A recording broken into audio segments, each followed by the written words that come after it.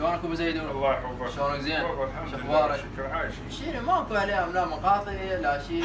والله انا ضايج روحي طالعه يا مقاطع يا دنيا، الشعب العراقي شو محصل منه انا بس يضحك علي ويدي حنش ويدي حنش، انا هسه براسي سالفه موتت. شنو مسالفه خير ان شاء الله؟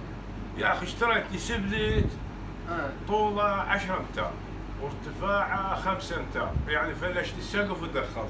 السبلت؟ بالسبلت. شو السبلت علي من يشتغل ذاك؟ هذا السبلت يشتغل على باتريات قلم.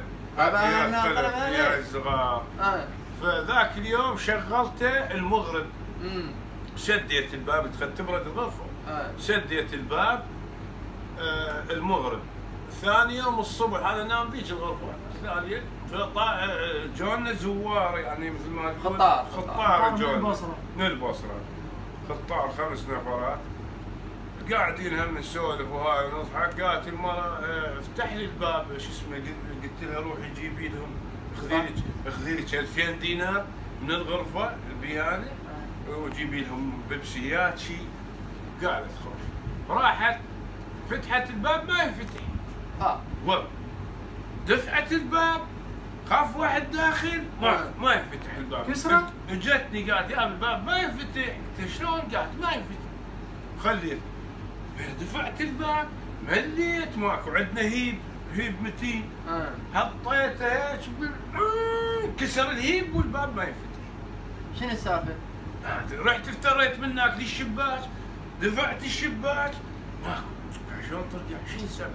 فلشت الشرشوب ردته بس ينفتح ماكو. شلون ترجع؟ شويه طفت الكهرباء. طفت الكهرباء قاعدين احنا بالهوض طلعنا قاعدين جاي نسولف وما ادري شنو. اجى الماي من حذر الباب. من حذر الباب؟ من حذر الباب اجى الماي، ولان السبلت جامد مجمد الغرفه. يعني هذا السبلت مجمد الغرفه؟ اي على باتريات قلم. هاي باتريات القلم كلها. اخر شيء قلت خلنا نروح شلت الشرشوب وبخرته. قال فلوسي حذر البطانيه. جيت اخذ الفلوس البطانيه ما تنشال. جبت هيب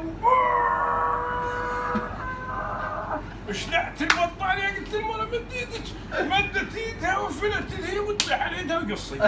والله البطانيه طاحت على ايد المرة وقصت. بطانيه قد ما جامده؟ جامده ثلج. زين. شنو السبب؟ السبب غير سبلت. سبلت كبير. سبالت هاي الزرار.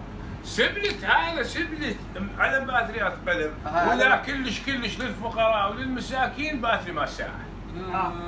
انت وي